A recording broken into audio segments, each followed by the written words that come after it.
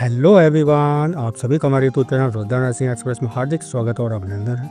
आज का हमारा इम्पोर्टेंट टॉपिक परक्यूरिंग के अंतर्गत आज हम लोग जनरल फिजियोलॉजिकल चेंजेस के बारे में डिस्कशन करेंगे। यदि आप सबसे सटीक इन्फॉर्मेशन और इजी एक्सप्लेनेशन हर एक टॉपिक का चाहते हैं तो चैनल को अभी सब्सक्राइब कर लो, साथ में नोटिफिकेशन बेल भी दबा लें ताकि कोई भी इंपॉर्टेंट वीडियो आपसे मिस ना हो। तो चलिए सीखते हैं और समझते हैं।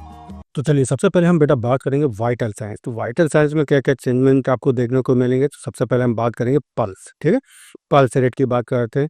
It increases for few hours after delivery. ठीक है, यानी कि डिलीवरी के बाद में आपको पल्स जो है कुछ इंक्रीजमेंट उसमें देखने को मिले। ठीक है, and then settle down to normal during the second day. और जैसे ही सेकेंड डे होता है वैसे ही जो बढ़ा हुआ हमारा पल्स रेट होता है वो नॉर्मल कंडीशन में आ जाता है, नॉर्मल स्टेट में आ जाता है। राइट, चलिए how your the pulse rate often rises after pain या एक्साइटमेंट।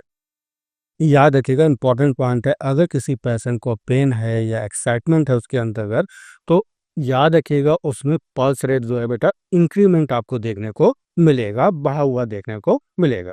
ठीक है, चलिए बात करते हैं टेम्परेचर में क्या क्या चेंजमेंट देखने को मिलेगा। The temperature should not be above than 37.2 degree centigrade within the first 24 hours. कह रहा है कि जैसे ही बेबी की डिलीवरी होती है तो पहले 24 घंटे के भीतर याद रखिएगा जो टेम्परेचर है वो 37.2 डिग्री सेंटीग्रेड से ज़्यादा नहीं होना चाहिए।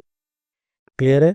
ऑन द थर्ड डे, और जैसे ही तीसरा दिन होता है, there may be slight rise of temperature. ठीक है, याद रखिएगा यहाँ टेम्परेचर को जो है थोड़ा सा बढ़ा हुआ देखने को मिलेगा तीसरे दिन। और उसका कारण क्या होता है बेटा, तो याद रखिएगा ड्यू टू ब्रेस्ट इंगॉर्जमेंट।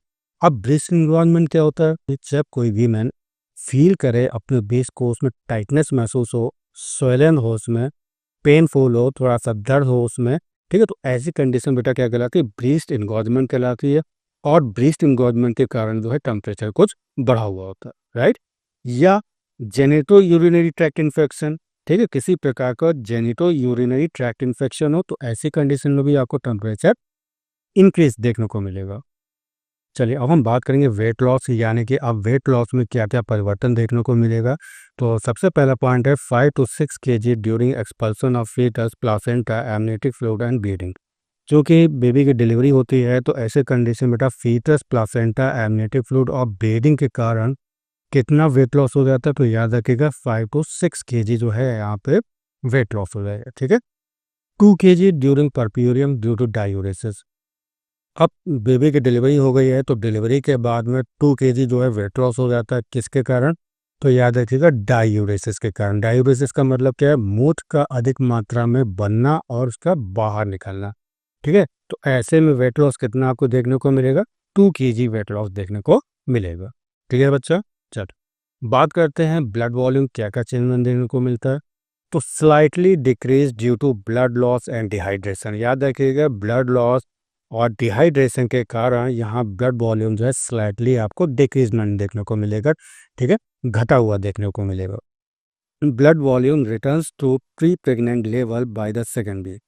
अब ब्लड वॉल्यूम जैसे किसी नॉन प्रेग्नेंट महिला में जिस प्रकार का ब्लड वॉल्यूम का लेवल होता है उसको आने में कितना टाइम लगता है, तो याद रखिएगा सेकेंड वीक तक जो है ये नॉर्मल हो जाता है। राइट, जब अब हम बात करेंगे कार्डियक आउटपुट। ठीक है, कार्डियक आउटपुट में क्या क्या चेंज देखने को मिलता है, तो राइजेस सून आफ्टर डिलीवरी। ठीक है, याद रखिएगा 80% केस में डिलीवरी के बाद में आपको कार्डियक आउटपुट इंक्रीज देखने को मिलता है। ठीक है, बढ़ा हुआ देखने को मिलेगा and slightly returns to normal. ठीक है, विद इन 1 वीक। और एक हफ्ते के बाद जो है आपका जो कार्डियक आउटपुट है ये नॉर्मल देखने को मिलेगा वहां पे। राइट बच्चा। चले बात करते हैं फाइब्रिनोजन एंड ईएसआर लेवल। तो fibrinogen level remains elevated during puerperium. ठीक है, पार्ट्यूरियम के दौरान जो आपका फाइब्रिनोजन लेवल होता है वो बेटा क्या है, बढ़ा हुआ रहता है। ठीक है, चलिए ऐसी कंडीशन में आपको यहाँ पे थ्रोम्बो एम्बोलिज्म देखने को मिलता है। ठीक है, जो रिस्क होता है थ्रोम्बो एम्बोलिज्म का वो काफ़ी ज़्यादा यहाँ पे इंक्रीज आपको देखने को मिलेगा। ठीक है, थ्रोम्बो एम्बोलिज्म बेटा क्या होता है, तो उसको अगर हम ब्रेक डाउन करें तो थ्रोम्बोस का मतलब हम जानते हैं कि ब्लड क्लॉट। ठीक है, यानी कि ब्लड क्लॉट का फॉर्मेशन किसी भी ब्लड वेसल्स में। और एम्बोलिज्म का मतलब क्या होता है कि जब आपका ब्लड क्लॉट ब्लड स्ट्रीम के द्वारा, ठीक है, यानी कि ब्लड के द्वारा किसी दूसरे ब्लड, जो ब्लड वेसल्स है उसको ब्लॉक कर दे, तो वो कंडीशन क्या कहलाती है बेटा? एम्बोलिज्म कहलाती है। तो ये पूरी जो फिनोमेना है इसी को हम बेटा क्या कहेंगे? थ्रोम्बो एम्बोलिज्म कहते हैं, राइट। चलिए अगला क्या है? Returns to normal by 2 to 3 weeks postmortem, यानी कि डिलीवरी के 2 से 3 हफ्ते बाद जो है आपका फाइब्रिनोजन लेवल जो है बेटा ये नॉर्मल हो जाता है। क्लियर है? चलिए बात करते हैं बेटा हम ईएसआर लेवल का, ठीक है। तो ईएसआर का मतलब क्या होता है? Erythrocyte sedimentation rate. जो हमारी आरबीसी होती हैं, ठीक है, वो कितनी जल्दी सेटल डाउन हो जाती हैं वो हम चेक करेंगे यहाँ पे, ठीक। तो remains elevated due to tissue breakdown and inflammation. याद रखिएगा, जितनी जल्दी हमारी आरबीसी सेटल डाउन होती है, याद रखिएगा इन्फ्लामेशन भी उतना ही ज़्यादा आपको देखने को मिलेगा। तो ईएसआर लेवल अगर बढ़ा हुआ तो उसका बेटा कारण क्या होता है? टिश्यू का ब्रेकडाउन और इन्फ्लामेशन। क्लियर बच्चा? चल, not a reliable marker of infection during this time. इस टाइम में कोई भी रिलायबल मार्कर किसी आप इन्फेक्शन को किसी भी प्रकार से आइडेंटिफाई नहीं कर सकते हैं किसी भी मार्कर से, राइट बच्चा? चलिए बात करते हैं यूरिनरी ट्रैक क्या परिवर्तन देखने को मिलेगा।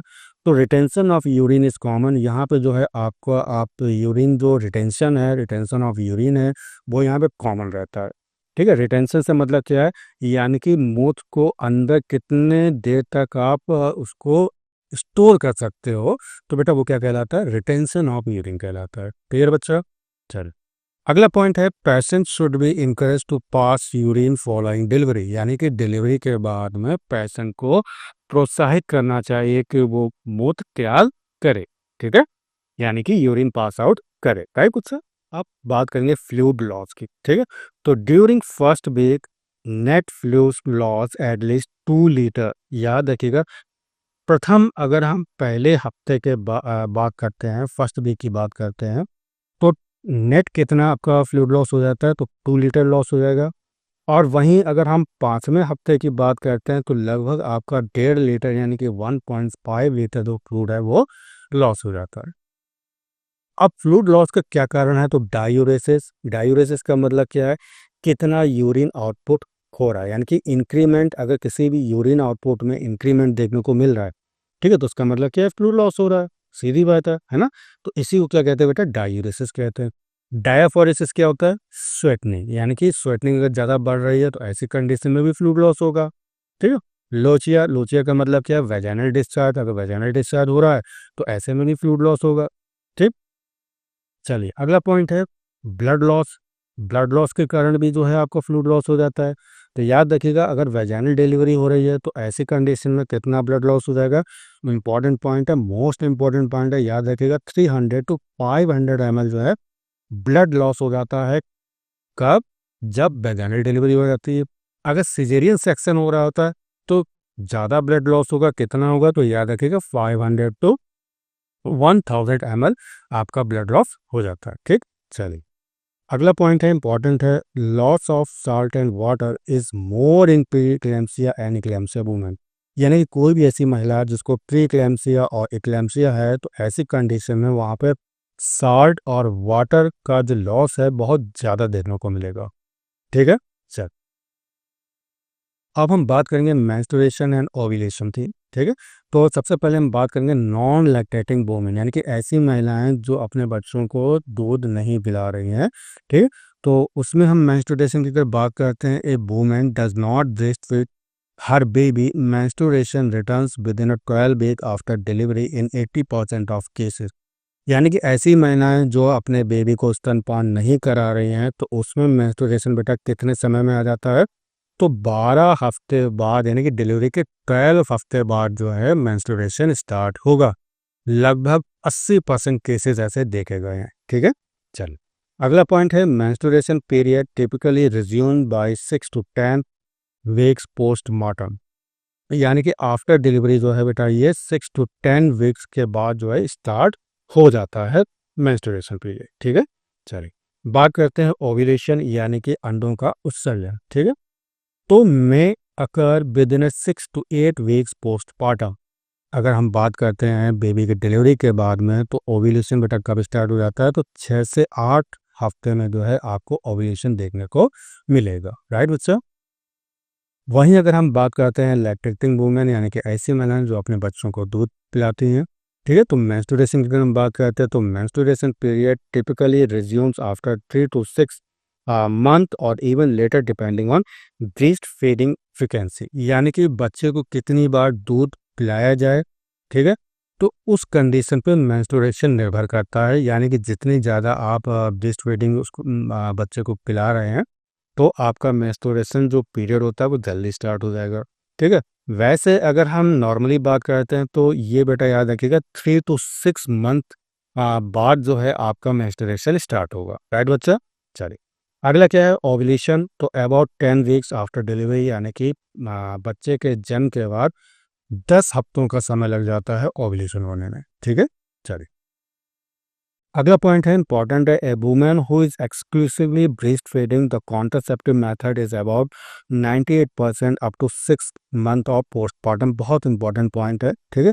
इसी को बेटा नेचुरल मेथड ऑफ कॉन्ट्रासेप्शन भी कहते हैं। क्या कह रहे हैं, ऐसी महिलाएं जो केवल और केवल स्तनपान कराती हैं, ठीक है, तो उसमें प्रसव के बाद 6 माह तक, ठीक है, गर्भ निरोधक सुरक्षा लगभग 98% हो जाती है। यानी कि ऐसी महिलाएं जो है प्रेग्नेंट नहीं होती हैं, ठीक है, 98% जो है सफल हो जाती हैं। उनको प्रेग्नेंट ड्यूरिंग अगर वो सेक्स भी करती हैं तो उस दौरान जो है वो प्रेग्नेंट नहीं होंगे, ठीक है।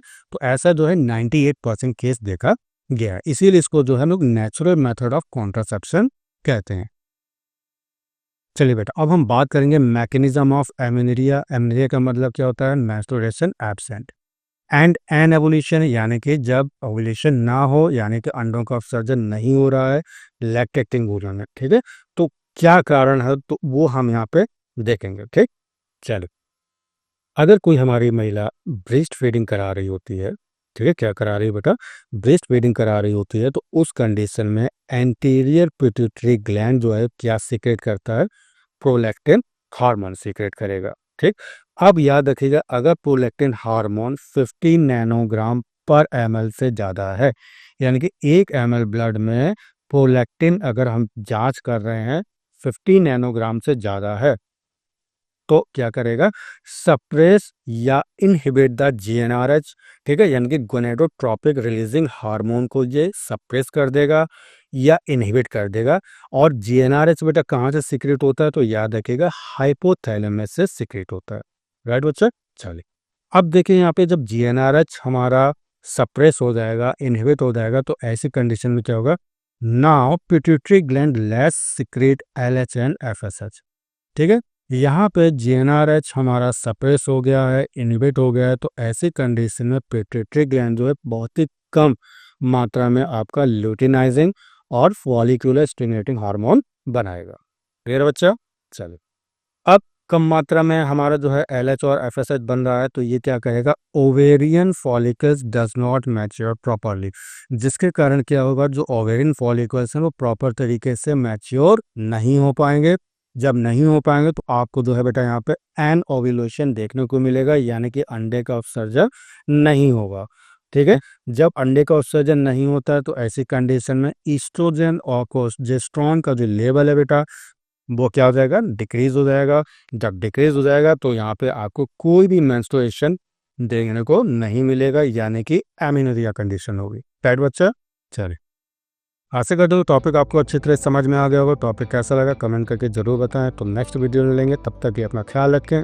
Take care, bye bye, thank you so much.